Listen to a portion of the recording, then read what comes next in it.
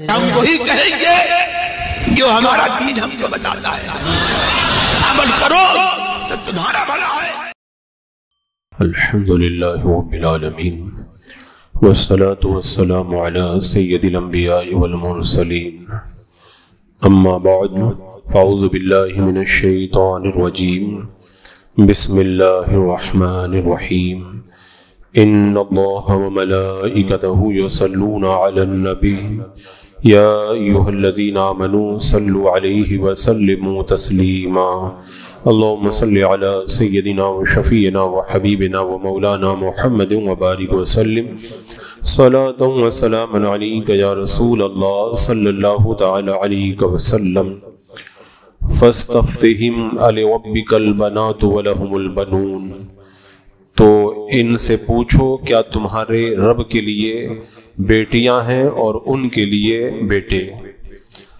اس سے پہلے والی آیات میں اللہ تبارک و تعالیٰ نے پچھلے نبیوں اور رسولوں کے قصے اور واقعات کا ذکر کیا تاکہ مشرکین کو یہ معلوم ہو جائے کہ محمد صلی اللہ تعالیٰ علیہ وسلم نے جو نبوت کا دعویٰ کیا ہے، اللہ تعالیٰ کی توحید کا پیغام پہنچایا ہے، یہ کوئی نئی اور انوکھی بات نہیں ہے۔ اس سے پہلے بھی رسول آتے رہے ہیں اور اللہ کی توحید کو بیان کرتے رہے ہیں۔ تو میرے آقا علیہ السلام نے بھی تشریف لا کے بتا دیا کہ تم میری رسالت کی جو تکذیب کر رہے ہو، جھٹلا رہے ہو، یہ کوئی نئی بات نہیں ہے۔ اس سے پہلے بھی جب نبی آئے تو قوموں نے ان کو بھی جھٹلایا تھا۔ اب ان آیات میں اللہ تبارک و تعالیٰ نے پھر مشرکین کے جو باطل نظریات تھے ان کا رد فرمایا۔ وہ اہل مکہ جو مشرکین تھے، مکہ کے رہنے والے، وہ اللہ تبارک و تعالیٰ کے لیے اولاد بتاتے تھے، اور اولاد بھی کیسی اولاد؟ مؤنث اولاد بتاتے تھے۔ معاذ اللہ، وہ یہ کہتے تھے کہ فرشتے اللہ کی بیٹیاں ہیں۔ وہاں پہ کچھ قبیلے تھے، جوہینہ، خزاعہ، بنی ملیح، بنو سلمہ، عبد الدار وغیرہ، یہاں کے کفار کا یہ عقیدہ تھا کہ فرشتے اللہ تبارک و تعالیٰ کی بیٹیاں ہیں۔ اللہ تبارک و تعالیٰ نے ان کا رد کرتے ہوئے فرمایا، محبوب ان سے پوچھو کہ کیا تمہارے رب نے اپنے لیے بیٹیاں بنائی اور ان کو بیٹے دیے ہیں؟ یعنی کتنے افسوس کی بات ہے اور کتنی قابل مذمت بات ہے یہ کہ کفار کو اگر بیٹی کی خبر ملتی تھی تو ان کا چہرہ اتر جاتا تھا، اور بیٹیوں کو وہ شرم و عار کا باعث سمجھتے تھے، اور کچھ تو اتنے بدبخت تھے کہ بیٹی کو پیدا ہوتے ہی زندہ دفن کر دیتے تھے۔ تو وہ لوگ اپنے لیے تو بیٹی پسند نہیں کرتے اور اللہ تبارک و تعالیٰ کے لیے معاذ اللہ بیٹی ہونے کا قول کرتے۔ اللہ تعالیٰ خود ارشاد فرماتا ہے ایک جگہ کہ وَإِذَا بُشِّرَ أَحَدُهُمْ بِالْأُنثَىٰ ظَلَّ وَجْهُهُ مُسْوَدًّا وَهُوَ كَظِيمٌ، جب ان میں سے کسی کو بیٹی کے پیدا ہونے کی خوشخبری دی جاتی تھی تو پورا دن اس کا منہ کالا اور غصے میں بھرا رہتا تھا، اور وہ اس بشارت کو برا سمجھنے کی وجہ سے لوگوں سے چھپتا پھرتا تھا۔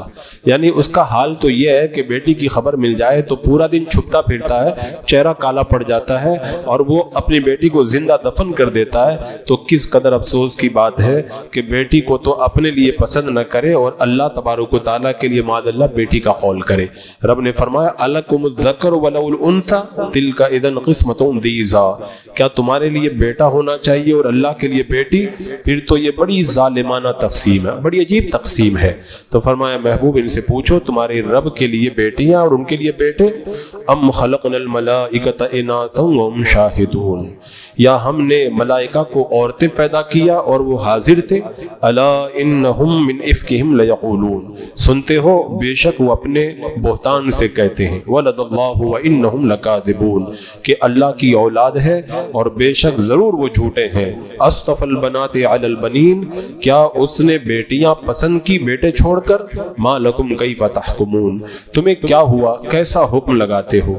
أَفَلَا تَذَكَّرُونَ، کیا تم دھیان نہیں کرتے؟ أَمْ لَكُمْ سُلْطَانٌ مُبِينٌ، یا تمہارے لیے کوئی کھلی سند ہے؟ فَأْتُوا بِكِتَابِكُمْ إِن كُنتُمْ صَادِقِينَ، تو اپنی کتاب لاؤ اگر سچے ہو۔ ان آیات میں اللہ تبارک و تعالیٰ نے ان کا کتنا زبردست رد فرمایا کہ کسی خبر کے صحیح ہونے کے 3 طریقے ہوتے ہیں۔ اور تینوں کے تینوں یہاں پر نہیں تھے، اللہ نے تینوں کا رد کر دیا۔ تین طریقے کون سے ہوتے ہیں؟ یا تو انہوں نے فرشتوں کی تخلیق کا مشاہدہ کیا تھا کہ انہوں نے دیکھا تھا فرشتوں کو پیدا ہوتے ہوئے تو معاذ اللہ اس کو اللہ کی بیٹیاں کہہ رہے تھے۔ دوسرا راستہ، ان کو کسی سچے خبر والے نے یہ خبر دی تھی کہ فرشتے اللہ تعالیٰ کی بیٹیاں ہیں۔ تیسرا راستہ، ان کے پاس کوئی نقلی دلیل، کوئی گواہی موجود تھی کہ معاذ اللہ فرشتے اللہ کی بیٹیاں ہیں۔ فرمایا یہ تینوں وجوہ ثابت نہیں ہے تو پتہ چلا کہ کافروں کا یہ قول بالکل غلط اور باطل ہے کہ فرشتے اللہ تعالیٰ کی بیٹیاں ہیں۔ اب ان آیات کو میں نے جو بھی تلاوت کیا، ان تینوں کا اللہ نے رد فرمایا۔ انہوں نے فرشتوں کی تخلیق کے عمل کا مشاہدہ نہیں کیا تھا۔ اللہ تعالیٰ فرماتا ہے کہ یہ جو کہتے ہیں نا ام خلقنا الملائکۃ اناثا وهم شاہدون، یا ہم نے ملائکہ کو عورتیں پیدا کی اور وہ حاضر تھے، کیا اس وقت حاضر تھے؟ فرمایا نہیں، یہ حاضر نہیں تھے، یہ جھوٹ بول رہے ہیں۔ اس کے بعد میں جو دوسرا راستہ تھا کہ کسی خبر دینے والے نے خبر دی ہے تو اللہ تعالیٰ نے اس کو بھی بتا دیا، افاسفاکم ربکم بالبنین واتخذ من الملائکۃ اناثا انکم لتقولون قولا عظیما۔ یہ کوئی خبر نہیں ہے، یہ صرف جھوٹ گڑھ کر کے بول رہے ہیں۔ تیسری صورت تھی ان کے پاس کوئی دلیل ہے تو اللہ تبارک و تعالیٰ نے اس کا بھی رد کیا، ام لکم سلطان مبین، تمہارے پاس کوئی کھلی سند ہے، فاتو بکتابکم ان کنتم صادقین، لاؤ دلیل لا کر کے دکھاؤ تمہارے پاس ہے۔ تو کوئی دلیل نہیں تھی تو ان کا بھرپور طریقے سے رد کر دیا گیا۔ تو ان کا یہ قول سراسر باطل ہے، یہ صرف گھڑ کر کے کہتے ہیں الا انہم من افکہم لیقولون، وہ بہتان مانتے ہیں کہ اللہ کی بیٹی ہے معاذ اللہ۔ اس کے بعد میں رب نے فرمایا وَجَعَلُوا بَيْنَهُ وَبَيْنَ الْجِنَّةِ نَسَبًا وَلَقَدْ عَلِمَتِ الْجِنَّةُ إِنَّهُمْ لَمُحْضَرُونَ، اور اس میں اور جنوں میں رشتہ ٹھہرایا، اور بے شک جنوں کو معلوم ہے کہ وہ ضرور حاضر لائے جائیں گے۔ یعنی کفار نے یہ کہا تھا کہ اللہ تعالیٰ اور جنات کے درمیان رشتہ داری ہے، معاذ اللہ، اللہ اور جنات کے درمیان رشتہ داری ہے۔ اور ایسی بات کیوں کہتے تھے؟ ایک قول یہ ہے کہ مشرکین نے یہ کہا تھا کہ فرشتے اللہ کی بیٹیاں ہیں، اس طرح انہوں نے اللہ تعالیٰ اور فرشتوں کے درمیان نسبی رشتہ قائم کر دیا تھا۔ اور ایک قول یہ ہے کہ کفار قریش نے یہ کہا تھا کہ فرشتے اللہ کی بیٹیاں ہیں، تو حضرت ابوبکر صدیق رضی اللہ تعالیٰ عنہ نے ان سے کہا پھر فرشتوں کی ماں کون ہے؟ جب یہ اللہ کی بیٹیاں ہیں تو فرشتوں کی مائیں کون ہیں؟ تو معاذ اللہ انہوں نے کہا کہ بڑی بڑی جنات، یعنی جو جنات کی سرداریاں ہیں وہ ان کی مائیں ہیں۔ معاذ اللہ اس طرح انہوں نے ان جنات کو اللہ تعالیٰ کی بیویاں قرار دیا، تو ان کا رد کیا گیا۔ اور ایک قول یہ ہے کہ یہودی کہتے تھے کہ اللہ تعالیٰ نے جنات سے نکاح کیا اور ان جنات سے فرشتے پیدا ہوئے، تو اللہ تعالیٰ نے ان کا رد کیا۔ اور حضرت عبداللہ بن عباس کہتے ہیں کہ اللہ کے دشمن یہ کہتے تھے کہ اللہ تعالیٰ اور ابلیس دونوں معاذ اللہ بھائی بھائی ہیں، معاذ اللہ رب العالمین۔ تو اللہ تعالیٰ خیر فرماتا ہے اور اس سے خیر کا کام کرتا ہے، اور ابلیس شر اور خسیس ہے، وہ برے کام کرتا ہے۔ تو اس طرح سے معاذ اللہ انہوں نے رشتہ داری قائم کی۔ تو اللہ تبارک و تعالیٰ نے اسی کا ذکر کیا کہ اور اس میں اور جنوں میں رشتہ ٹھہرایا، اور بے شک جنوں کو معلوم ہے کہ ضرور حاضر لائے جائیں گے۔ اللہ تعالیٰ نے فرما دیا یہ رشتہ بنا رہے، حالانکہ جنات کو خود کو معلوم ہے کہ وہ اللہ کی بارگاہ میں پیش کیے جائیں گے۔ یعنی اگر جنات اللہ تعالیٰ کے رشتہ دار ہیں تو پھر اللہ کی بارگاہ میں وہ حاضر کیوں کیے جائیں گے، ان کو عذاب کیوں ہوگا؟ اس سے پتہ چلتا ہے یہ رشتے والی بات سراسر غلط ہے۔ اس آیت میں اللہ تعالیٰ نے ان کا رد کر دیا کہ یہ رشتے کی بات وہ کر رہے ہیں وہ درست نہیں ہے۔ سبحان اللہ عما یصفون، پاکی اللہ کو ان باتوں سے کہ یہ بناتے ہیں، الا عباد اللہ المخلصین، مگر اللہ کے چنے ہوئے بندے۔ یعنی رب نے بتا دیا کہ اللہ کے مخلص بندے جو ہیں ان کو چھوڑ کر کے باقی جو یہ اس طرح کی باتیں کر رہے ہیں ان سب کو اللہ کی بارگاہ میں پیش کیا جائے گا، عذاب کے اندر داخل کیا جائے گا۔ اس کے بعد میں رب نے فرمایا فَإِنَّكُمْ وَمَا تَعْبُدُونَ، تو تم اور جو کچھ تم اللہ کے سوا پوجتے ہو، مَا أَنْتُمْ عَلَيْهِ بِفَاتِنِينَ، تم اس کے خلاف کسی کو بہکانے والے نہیں، إِلَّا مَنْ هُوَ صَالِ الْجَحِيمِ، مگر اسے جو بھڑکتی آگ میں جانے والا ہے۔ کسی کو کوئی گمراہ کر دے یہ کسی کے بس کی بات نہیں ہے، جو گمراہ ہوتا ہے تو اس کو گمراہ کرنا کسی کے بس کی بات نہیں ہے، بلکہ یہ تو وہ تھا ہی گمراہی کی طرف جانے والا۔ اس آیت کریمہ میں اہل سنت و جماعت کے اس عقیدے کی تائید ہوتی ہے کہ شیطان کسی کو گمراہ نہیں کر سکتا۔ ہدایت اور گمراہی دونوں اللہ تعالیٰ کے فعل، اللہ تعالیٰ ان کا خالق ہے۔ ہاں اللہ تعالیٰ کو ازل سے یہ معلوم تھا کہ یہ بندہ ایمان اور تقوی اختیار کرے گا، اللہ تعالیٰ نے اس کے لیے لیے ایمان اور تقوی پیدا کر دیا، اور جس کے بارے میں یہ معلوم تھا یہ کفر اور گمراہی اختیار کرے گا، اس کے لیے کفر اور گمراہی کو اللہ تعالیٰ نے پیدا کر دیا۔ تو خلاصہ یہی ہے کہ ازل میں جس کا دوزخی ہونا لکھ دیا گیا وہی گمراہ ہوتا ہے، اور شیطان اسی کو پھنساتا ہے، ورنہ شیطان خود جو ہے وہ اس کی تخلیق نہیں کرتا، اس کا خالق نہیں ہے۔ حدیث پاک میں آتا ہے، حضرت عبداللہ بن مسعود رضی اللہ تعالیٰ عنہ بیان کرتے ہیں، رسول اللہ صلی اللہ تعالیٰ علیہ وسلم نے ارشاد فرمایا، اور آپ صادق و مصدوق ہیں، تم میں سے کسی ایک کی تخلیق اس کے ماں کے پیٹ میں 40 دن تک جمع کی جاتی ہے، پھر 40 دن بعد میں وہ جمع ہوا خون بن جاتا ہے، یعنی 40 دن تو وہ پانی کا قطرہ رہتا ہے، نطفہ منی، اور پھر 40 دن کے بعد میں وہ جمع ہوا خون بن جاتا ہے، پھر 40 دن کے بعد میں گوشت کا ٹکڑا بن جاتا ہے، پھر اللہ تبارک و تعالیٰ ایک فرشتہ بھیجتا ہے جو اس میں روح پھونک دیتا ہے، اور اس کو 4 کلمات لکھنے کا حکم دیا جاتا ہے۔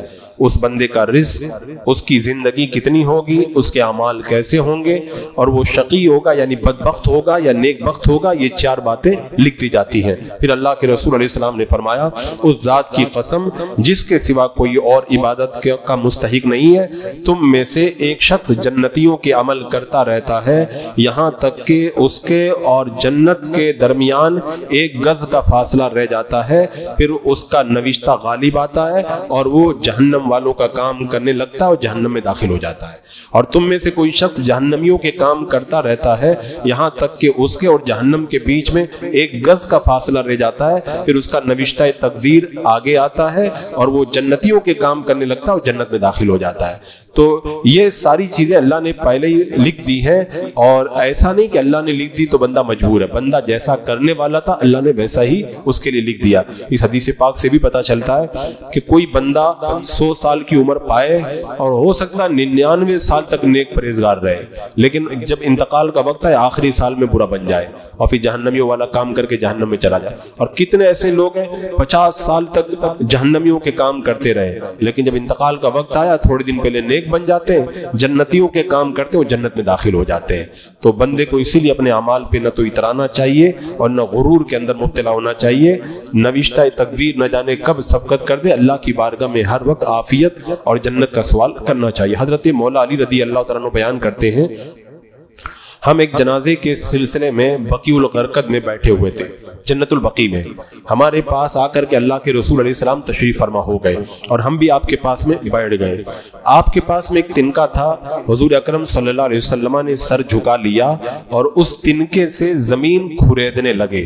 پھر آپ نے فرمایا، تم میں سے جو شخص بھی سانس لینے والا ہے اللہ تبارک و تعالیٰ نے اس کے لیے جنت یا جہنم میں ایک مقام لکھ دیا ہے، اس کا نیک بخت ہونا یا بدبخت ہونا بھی لکھ دیا گیا ہے۔ ایک شخص نے کہا، یا رسول اللہ ہم اس لکھے ہوئے پر ٹھہر جائیں، عمل کرنا چھوڑ دیں؟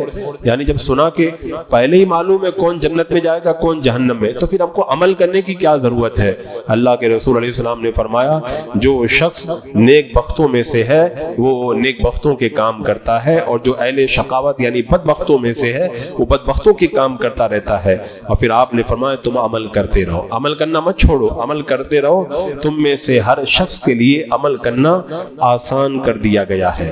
یعنی جو نیک بختوں میں سے ہے اس کے لیے نیکوں کے اعمال کو آسان کر دیا گیا ہے، اور جو بدبختوں میں سے ہے اس کے لیے بدبختوں کے اعمال آسان کر دیے گئے ہیں۔ یعنی ہم جو نیک کام کرتے ہیں یا کوئی اگر برا کام کرتا ہے تو نوشتہ تقدیر تو ہے ہی موجود، لیکن بندہ اگر اچھے کام کرنے والا ہے نا، اللہ اس کے لیے اچھے کام آسان کر دیتا ہے۔ جیسے کوئی بدبختوں میں لکھا ہوا ہے، اس کو آپ کتنا بھی سمجھاؤ نیک کام وہ نہیں کرے گا، اور جو نیک بختوں میں ہے صرف ایک بات کہہ دو فوراً نیک کام کی طرف بڑھتا ہوا نظر آتا ہے۔ تو اللہ تعالیٰ نے جس کام کے لیے بندے کو پیدا کیا وہ کام اس کے لیے آسان کر دیتا ہے۔ اللہ کے رسول علیہ السلام نے یہ ارشاد فرمایا، پھر قرآن کی آیات کریمہ پڑھی، فَأَمَّا مَنْ آتَى وَاتَّقَى وَصَدَّقَ بِالْحُسْنَى فَسَنُيَسِّرُهُ لِلْيُسْرَى۔ وہ شخص جس نے اللہ کی راہ میں دیا، وہ اللہ سے ڈرا، اس نے نیک باتوں کی تصدیق کی، تو ہم نے اس کے لیے آسان راستے اس کے لیے کر دیے۔ یعنی نیک ہے نا، اللہ تعالیٰ نیکی کے راستے آسان کر دیتا ہے۔ اور پھر فرمایا، وَأَمَّا مَنْ بَخِلَ وَاسْتَغْنَى وَكَذَّبَ بِالْحُسْنَى فَسَنُيَسِّرُهُ لِلْعُسْرَى۔ اور وہ شخص جس نے بخل کیا، بے پرواہی کی، نیک باتوں کی تکذیب کی، ہم نے اس کے لیے تنگی اور مشکل کے راستے مہیا کر دیں گے۔ تو بندہ یہ نہ سمجھے کہ پہلے ہی سے معلوم ہے کون جنت میں جائے گا کون جہنم میں. نہیں, ہم جو کام کرتے ہیں وہ کرتے رہیں. ہم نیک کام کر رہے ہیں نا, ان کو کرتے رہیں. اس کا مطلب یہ ہے اللہ نے ہمارے لیے نیک کاموں کو جب آسان کیا ہے, اللہ تعالیٰ ہمیں جنت عطا فرمائے گا. لیکن اس پر پھولے نہیں بندہ, اس پہ غرور نہ کرے. پتہ نہیں کب نوشتہ تقدیر آگے آ جائے اور بندہ کن حالات سے دوچار ہو جائے.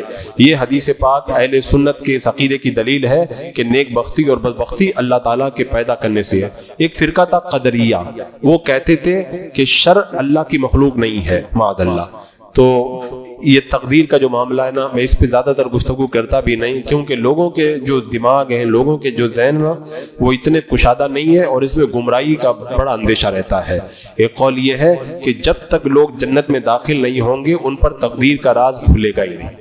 ابھی ہم کچھ سمجھ ہی نہیں سکتے کہ کون جنتیوں کے کام کر رہا, کون جہنمیوں کے, کس کے ساتھ اچھا ہو رہا ہے, کس کے ساتھ برا ہو رہا ہے. کچھ نہیں کر سکتے کیونکہ یہ ایک راز ہے. یہ راز جنت میں جانے کے بعد کھلے گا. علماء فرماتے ہیں تقدیر اللہ کے رازوں میں سے ایک راز ہے. اللہ کے سوا اس راز کو کوئی نہیں جانتا. جب لوگ جنت میں داخل ہوں گے تب یہ راز کھل جائے گا, تب سب پتہ چل جائے گا. ایک بندہ اتنے نیک کام کرتا تھا, اتنا پریشان کیوں رہتا تھا. ایک بندہ اتنے نیک کام کیا پھر بھی جہنم میں کیسے چلا گیا. ایک بندہ برائی کر کے بھی کیسے جنت میں آ گیا.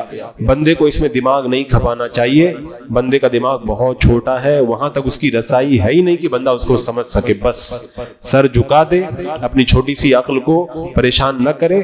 اللہ رب قدیر نے یہ عقل, بندہ سوچے نا تو یہ بھی سوچے کہ سوچ کو بھی تو اللہ ہی نے پیدا کیا ہے. تو ہماری سوچ ہے کتنی. اللہ کا یہ ایک راز ہے, اس راز تک بندے کو پہنچنا یہ دنیا میں ممکن نہیں ہے جب تک اللہ نہ چاہے.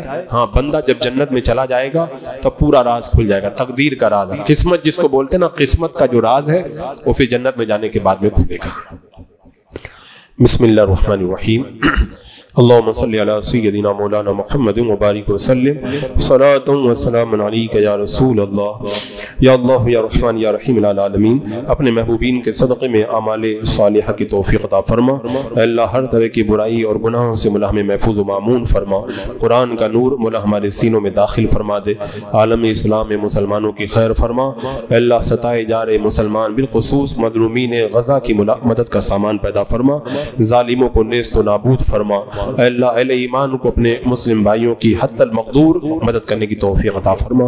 ربنا تقبل منا انك انت السميع العليم وتب علينا انك انت التواب الرحيم.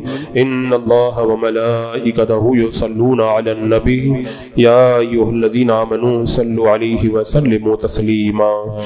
اللهم صل على سيدنا وشفيعنا وحبيبنا ومولانا محمد وبارك وسلم صلاة وسلام عليك يا رسول الله. سبحان ربك رب العزة عما يصفون والسلام على المرسلين والحمد لله.